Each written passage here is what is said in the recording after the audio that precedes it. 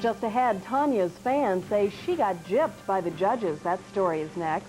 It may look a lot like Lillehammer, but it's home. Find out if there's more snow on the way. Linwood police get a little surprise, a 9-year-old robbery suspect. And the Sonics get handed another loss, all coming up on KIRO News after the Olympic Games. What's the big deal with the Olympics? Why have we gone so gaga over the games? At 11, we'll have a report that should get to the bottom of all this Olympic madness. That's just after the games on KIRO News Channel 7. This is CBS. The new generation of clean gasoline. Where has it come from? It's come from a company technologically advanced, trusted for developing the highest quality gasolines for your car.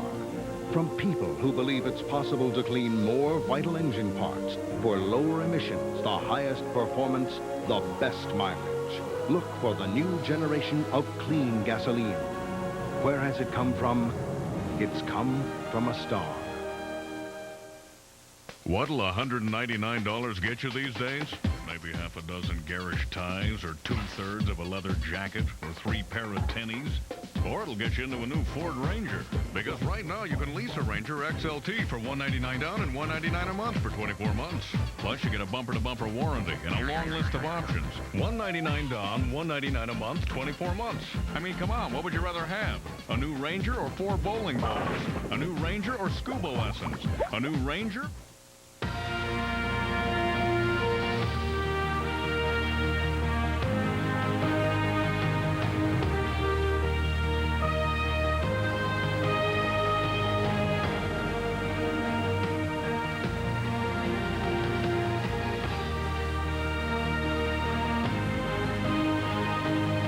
Introducing Polo Sport, the new fragrance and skin fitness line by Ralph Lauren.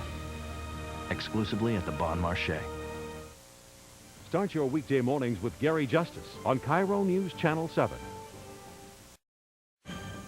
Nancy Kerrigan takes command of the competition while Tonya Harding's dreams of gold spin out of sight.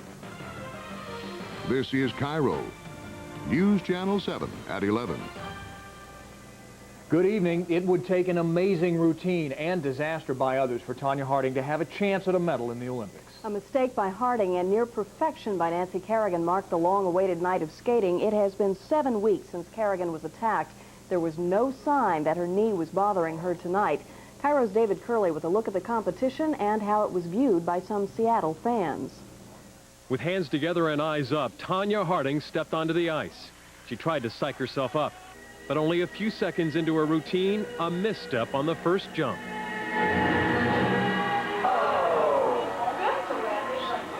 In homes in Seattle and all across the country, reaction to Harding's trouble.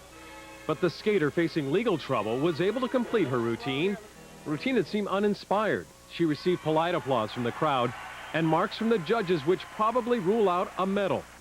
Harding said nothing afterwards. In that Seattle apartment, little surprise. I think she did better than I thought she was going to. I thought she was going to fall. Unlike Harding, Nancy Kerrigan received a warm welcome for the crowd and skated the routine of her life. Before I went out, I felt a little bit too calm, I think, and I'm usually doing sprints and stuff to get myself psyched up.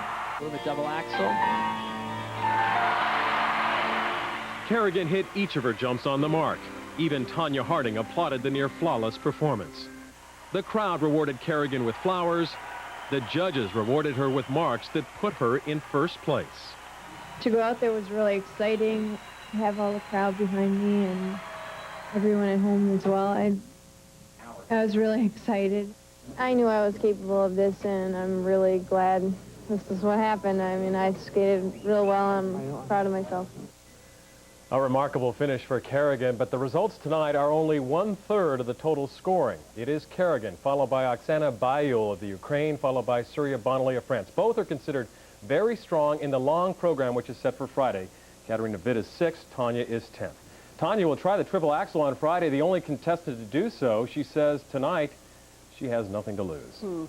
Well, what a night for Kerrigan. I'm not exactly a noted skating authority, but this has got to make her feel a lot more confident. Yeah, and she seemed to express some confidence afterwards, that she felt very smooth and she feels more confident than ever going into a long program. So Friday could be very interesting. Remarkable. David, thank you. Well, Tonya Harding's fans must be disappointed with her 10th place ranking after the technical program, but then maybe not. To find out, we go live to KIRO's Diana Olick in Harding's hometown of Beaverton, Oregon. Diana? Well, Margaret, the Tonya Harding fan club stuck it out to the very end, even waiting to see Nancy Kerrigan skate. Now, they've packed it in, and the only ones left here right now are just us media folk. But a very interesting dynamic went on here tonight. The Tonya Harding fan club obviously knew that they were in for a big disappointment, but it seemed that they also felt that everything would be okay if they just stick together. They knew the outcome already, but they gathered together anyway to see for themselves. The Tonya Harding fan club was easily outnumbered by the international media, but they are used to that and well-versed in making the very best of it. Don't let their words bring you down. Tonya, it's your turn. But when it came Harding's turn, it was not words that brought her down, just that bad connection between two jumps. The fan club waited anxiously for the moment, almost as if it wouldn't happen. And even though it did not sway the fan club one bit. First reaction, what do you think? I'm surprised that she isn't much higher. I thought that was beautiful. She just made one little bobble. I thought she was just beautiful. I feel bad for her that she's 10th. I know her dream was to get the gold medal, and I think at this point it's going to take a miracle. I believe in miracles. Now, miracle or not, the Tonya Harding fan club will be here again at the Best Bet Sports Bar in Beaverton, Oregon on Friday night to watch Tonya Harding skate in the long program. Margaret? Diana, thanks a lot. Steve? Well, you know, the skating competition has got to be the talk of Lillehammer, Norway right now. It is already Thursday in Norway, and another day of events is about to begin. Our Olympic insider, Bob Branham, staying up late, or should we say early. He's standing by live for us in Lillehammer to talk a little bit about the talk of the town, which has to be Nancy and Tonya at this point. Bob? Well, you better believe it. It's the talk of the town around the world, and here in Lillehammer, even this is the fresh off the presses morning paper here in Norway. And we see a very smiling Nancy Kerrigan here, and we see a very distraught Tonya Harding over in the other corner of the newspaper. And it says, well, my Norwegian's a little bit weak, but it says Nancy beats Tonya. And that's basically the summation here. People weren't terribly surprised that, you know, the Burleys and you know, some of the skaters that did well, they weren't surprised that they did as well as they did. They weren't even surprised that Tonya Harding didn't do all that great.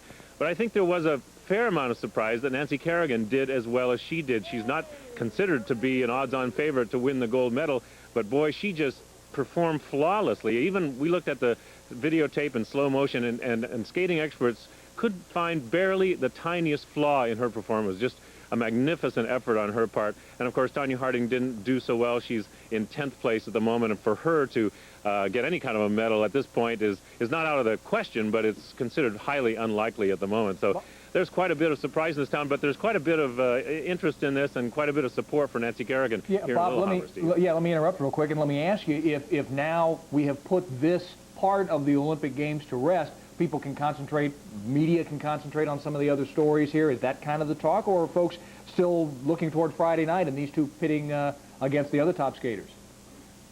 Well, I'll tell you what the feeling is generally here is that Nancy Kerrigan is considered to be something of a fairy tale figure. Even here, you know, sort of the feeling here is that she's the good gal, and boy, she's triumphed. And I think a lot of people here are going to be pulling for her Friday night. I think Tonya Harding has sort of dropped out. You know how these things go. She sort of dropped out of the high interest level, but Nancy Kerrigan is still way up there, and it's going to be interesting to see if she can beat the Ukrainian girl and the French girl. Bob, it's been a long day for you, I know. Thanks, appreciate it. 24 hours. We'll talk to you a little bit later. Okay, Steve. The Olympic Games have always generated excitement and large numbers of people watching on television, but over the last week and a half, more people than ever before have watched these Winter Games.